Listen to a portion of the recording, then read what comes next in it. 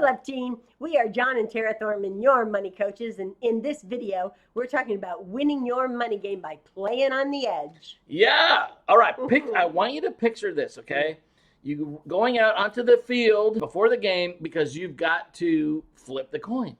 Right? So you got to decide, what's it going to be? Heads or tails?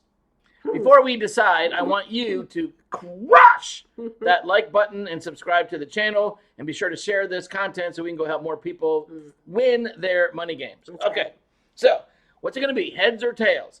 To win your money games, right, plural, you got to constantly be choosing between heads or tails.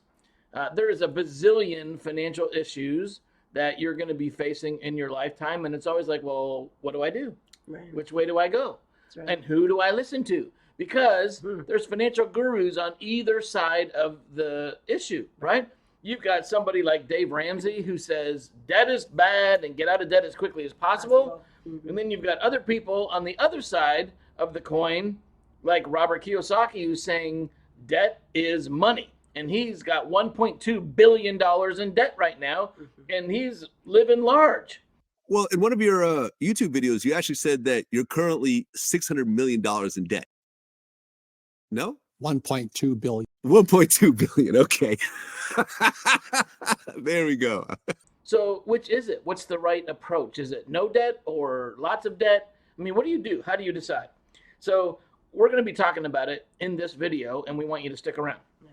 So it's a lot of questions, right? If you're making plays on your financial life, are you going to run the ball up the middle, go left, go right? Are you going to pass? I mean, what are you going to do? And who do you decide to listen to? And that's very critically important. But I want to just tell you this. There's two sides to everything, right? And these financial celebrity gurus do not have a corner on the market when it comes to financial wisdom, right? We've got to figure out a way here to be discerning and figure out how to sort through all this stuff to get to what's best for you. Now, what these financial celebrities do have is strongly held opinions and beliefs about what they think is the best thing for the average person. Run the prices where they were just not for the average guy, and our whole thing we do is for the average guy. But who the heck is the average person? I mean, is it the 20-year-old that's living in their parents' basement working 2 part-time jobs at a fast food restaurant? Or is it the 40-year-old entrepreneur with a spouse and 3 kids that he's trying to put through private school? Or is it the 80-year-old widow on a fixed income? Like, who's the average person? And that's really the issue. The problem with following advice from these celebrity financial gurus like Ramsey and Orman and so many social media influencers is that the advice that they're giving is for the average, ordinary person. It's not meant for you. Right. So are they specifically talking, though, about a certain amount of income? So what is the average? Who knows? Yeah. Right? The average person. So maybe if you're, like in Dave Ramsey's case, he's big on getting out of debt, right? So maybe if you make $60,000 a year, but you're spending $75,000, you're in trouble, right? And so Dave Ramsey would be your person. Yeah. Okay. Okay. Now, let me ask you, do you want to work hard to only achieve the average and ordinary results? Remember, the average person in America is retiring broke. If you are okay, if you've decided I want to be average and ordinary, I don't want to take any risks, then, Dave Ramsey could be your guy. Okay. That is not me. Is that you? No. No. So not. If here's the thing though, right? The celebrity, financial gurus, their advice works. It works for the average person. The problem is that it takes forever. It is so slow. It's going to take you a lifetime to arrive broke. Like, I hate the idea of that. Do you want more of life? I think you do. That's why you're here watching this video. The conventional financial advice is like building a house with dull hand tools. You ever seen a hand drill? That weird concoction. Oh, back in the day one? Yeah. Okay. So the conventional financial advice is like dull old hand tools, all right? We're not building with that. We want to use the sharp power tools of today so that we can get more done in less time with less effort. Right. And if that's up your alley, then we're the right kind of people to be working with because that's how we focus. That's who we are. Right? Okay. Good. Sounds good. Also, maybe you'll appreciate this analogy. If you want to plan a trip from California to New York, there's a big party in New York to celebrate you, and you're in California. How do you want to get there? Quickly. Yeah, good answer. Quickly, right? Reasonably. Yeah. Well, you could ride your bicycle there, which is like the old conventional financial wisdom. You ride your bike. Or you could run. You could run. If you're a marathoner like you could run. But why on earth would you want to expend so much effort and energy and time? Like, it's going to take forever because you could jump on a plane and be there in a few hours. Mm-hmm. That's the kind of difference we're talking about. One side of the coin versus the other side of the coin. Okay? So if you want more out of life, if you want to live an extraordinary life and achieve financial success beyond the average and ordinary person, then you have to get advice that's tailored specifically for you. Right? Mm-hmm. Your situation, your conditions, what you're dealing with, what's important to you, what your goals are. You can't listen and follow the advice for the average ordinary person. Mm-hmm. All right. So let's go back to our coin toss, right? You're told you got to choose, here's the coin, between heads and tails. What's it going to be? Heads. Heads. Perfect. To win more of your money games in less time, you need an edge. That's right. You must learn how to play successfully on the edge. So let's go back to our coin toss, right? You're told to choose heads or tails. Right. But those are not your only options. That's right. Right? There's a third option. The edge. You can choose to live on the edge, right? There's three sides to every coin. You got heads, which for all my silver stackers out there, you'll appreciate this, right? 1882 Morgan. Okay. And you've got tails, and you've got the edge. Okay? There's three sides to every coin. Playing on the edge gives you an edge, and it gives you a much better perspective because you aren't focused on just one side. Wow, that's really That's right. If all you do is you focus on heads, and everything is heads, in every situation, under every condition, that's all you see is heads. Right. But you're missing out on this whole other universe, right? There's tails, okay? Mm-hmm. So to really be successful and to win, you've got to play from the edge so that you can see both sides and figure out how that plays into your current environment, your current conditions, your current, balance sheet, right? And cash flow. Mm-hmm. It means that you get to play with greater truth, wisdom, and understanding. That's right, exactly. This edge represents truth. It represents wisdom and understanding because you've got now the whole perspective, right? Right. So let me ask you this, honey baby. Yeah. Have you ever eaten a one-sided pancake? No. No. You haven't? No. It's impossible. Well, I mean, technically, if it was really thick, you could just take the top off. I'm kidding. You can't eat a one-sided pancake. There's no such thing. There has to be two sides, right? Well, then that means there's three sides because there's an edge. So it's the same thing with managing your money and accumulating wealth. There is not ever a one-sided answer that fits for everyone in every situation. That's right. Right? You've got all kinds of variables. You've got, gross domestic product. Is it going up or is it going down?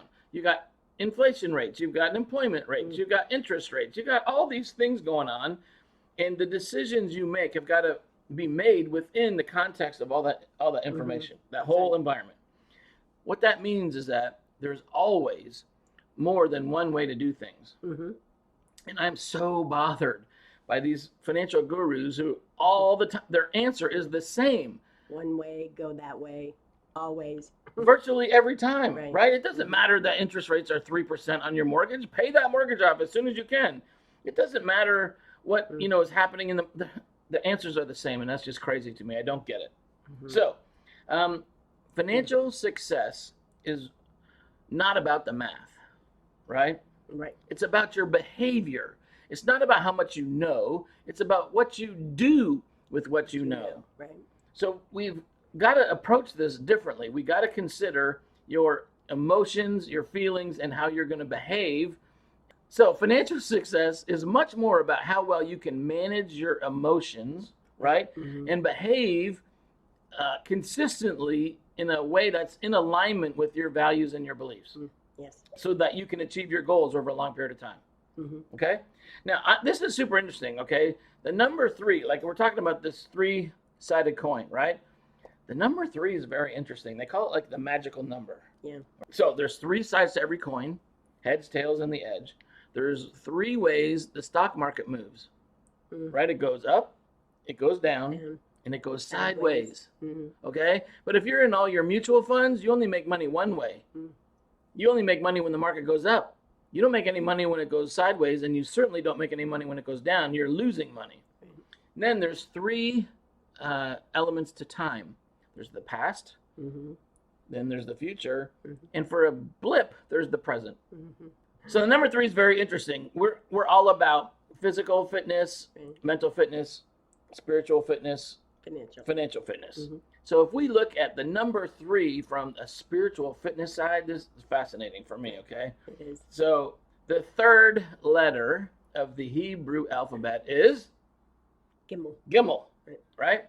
And in Hebrew, Gimel, the number 3 is used in the Torah, right? Moses' Law, the first 5 books of the Old Testament, to mediate between 2 opposing or contradictory values. Is that not interesting? That's crazy, right? The 3rd value mediates, reconciles, and connects these 2 opposing views. So 3 represents the number of truth. It symbolizes harmony and completeness. And I was like that's amazing. Cool. Because that's what we're talking about here.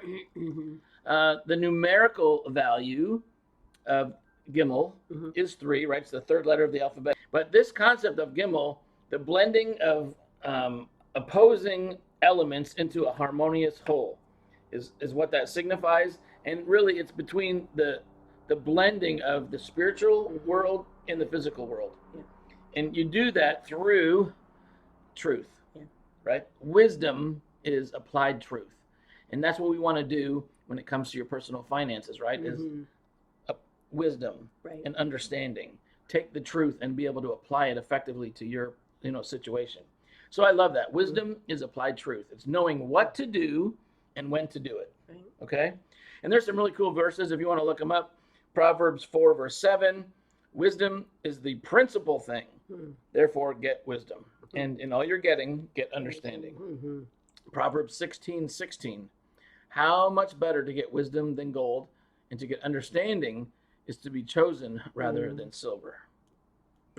Like there's a lot. The Bible talks a whole lot about money and wealth. Okay, so Proverbs 23:23.